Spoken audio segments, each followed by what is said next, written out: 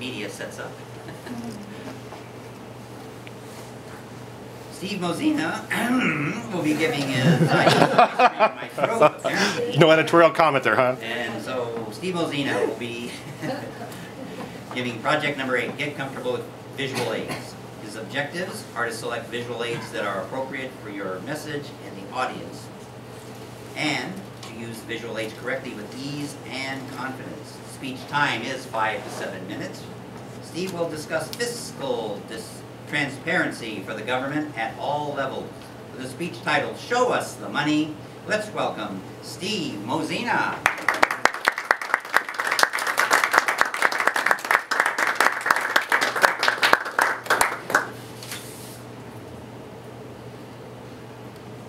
Fellow Toastmasters, most welcome guests. My name is Steve Mozina, and I'm going to talk to you about my journey to try to get the government to post all its finances to the web on a daily basis, like an online checking account. But first, let me ask you a question. How many of you would like to be millionaires? Great, great. So you're probably thinking, well, how can you become a millionaire? Steve going to tell us? Well, yes, I actually am. You might think, start a business, like I have. You might think, well, why not become a celebrity, like a singing star or an actor? No, no. Become a politician. That's the way to make money, and I'll tell you how. So politicians, generally, when they're elected of modest means. But somehow, they become millionaires and even billionaires. So for example, let's start out with the first one. Do you know that a politician, when they get elected at the local, state, or federal level, gets a government-issued credit card, not only a government-issued credit card to use for travel expenses, but they also get a gas card. Very interesting. Boy, and they can kind of spend it without anyone knowing how much you're spending. In fact, I don't know, are any of you familiar with the American Express Centurion card, the black card? Raise your hands. Steve, do you know what it is? What is it? Is it unlimited? It's an unlimited American Express card. You can buy a Ferrari today if you wanted to. And the government, the politicians, whether they're local, state, or federal, can use an American Express card as if they're not only a millionaire, a billionaire, but in our case a trillionaire. Because they spend our money without any accountability. I mean, really, do you know how much our politicians spend on really anything? No, because it's not accountable. So, what I did is back in 1999, I did something radical.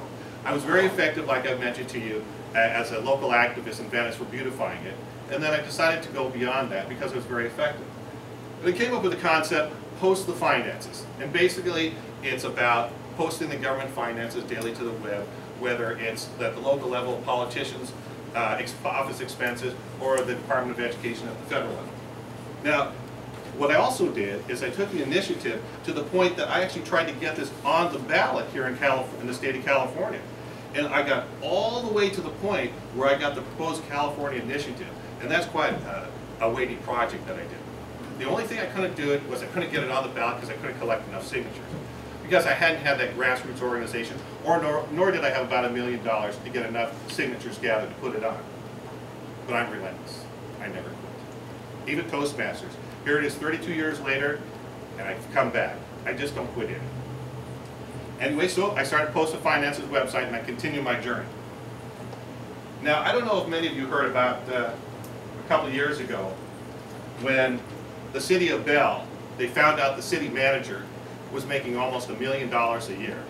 The city manager, he wasn't accountable. The politicians, just the city council, were just as bad. So I actually attended this rally there, and I got out my little, I got out there and I was talking to some people about it, and they asked me to actually get up and speak. Although I didn't have my Toastmasters expertise, I got up there and spoke anyway, and I had a megaphone, and they started chanting, not Boston, not that's enough. They started chanting, post the finances. Although they're doing great, they basically recalled all their council, and you know, who knows what's going to happen with their city manager yet. But the fact is that I was setting the seed, but it hasn't fully blossomed there yet either. In addition to that, what I did here was I sent letters to the top 200 largest city mayors, to all the U.S. senators, to all the governors of all the states. And here's just a small list of the people that have responded. Senator Hillary Clinton responded. She said, nice. In fact, I've written a book too, and she had actually said thank you for the book as well. Schwarzenegger did. Schwarzenegger's written me about 3 or 4 times. This mayor right here, Martin Chavez, he said he was going to implement the program. Well, he got involved with some marital affair, and I never heard about him again. So the thing is that, does anyone remember the governor, what's that, Blago they call him, Blagovich from Illinois? Man, if he would have done postal finances, he probably wouldn't be in jail today. So then Blanco was here, and you remember Katrina? You know, maybe they had a guilty conscience when they were writing me that, knowing that maybe they should do it. But let's talk about it. If you know about reference debts, they have, the FDIC puts out all the banks that keep going fail. So anyway, I've created a similar list now, the bankrupt city list. Okay. So here it is, Vallejo, California, May 6, 2008, bankrupt. Remember, that means anyone, as far as like vendors or anything with the city, they don't get paid. You know, there might be a line for some of them, but for the most people, once they go bankrupt, nobody gets paid. Stockton then went June 28. San Bernardino, everyone just heard about, went down left. And these are the 100 cities that are facing bankruptcy right now, and this is just 20 of them right here. A lot of them California. States facing bankruptcy, well, the state of California, I mean, we all live here, we know. So, but again, I continue my quest. Had they started posting the finances over 10 years ago, now about 13, I think we could have heard of this, because without knowing our finances, it's hard to make any real decisions. So again, this basically ranks the cities here and tells, or the states, and tells how they're doing. Well, California is basically a D. And in fact, I don't know if many of you know it, but I actually met with the state controller, John Chun, down at the office, his office downtown LA, and talked with the chief operating officer of California. They said, oh, Steve, you have wonderful ideas, we're working on it. But you know what? After I met him 2 years ago, they're actually getting worse. So they really don't want to show us how they're spending our money.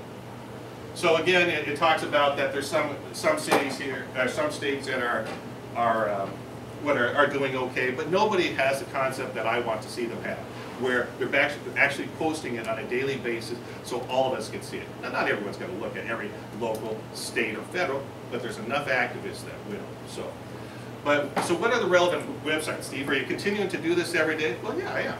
So I started all out when I got the original concept, when I actually ran for mayor of Los Angeles. I know I was an underdog candidate, you know. In fact, I even had the little superhero on the website as too. If you want to go see it, I've archived it, it's still up there.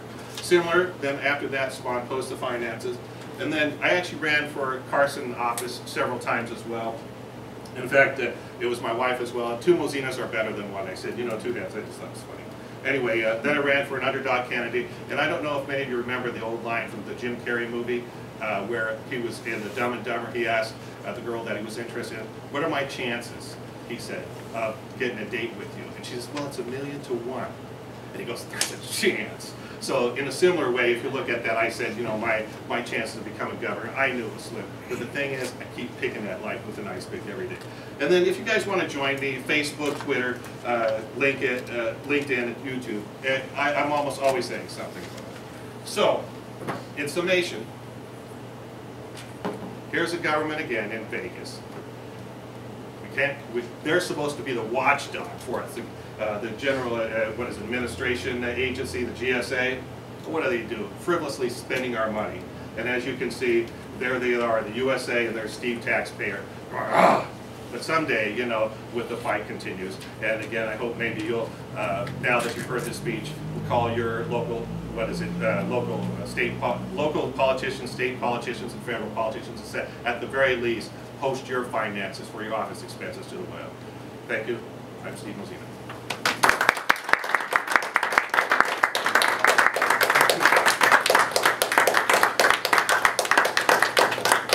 Thank you, Steve. We're going to take a moment for you to write some comments to Steve on his speech, and some feedback on what you liked about the presentation, and a suggestion or two of what you can do to improve the presentation this time.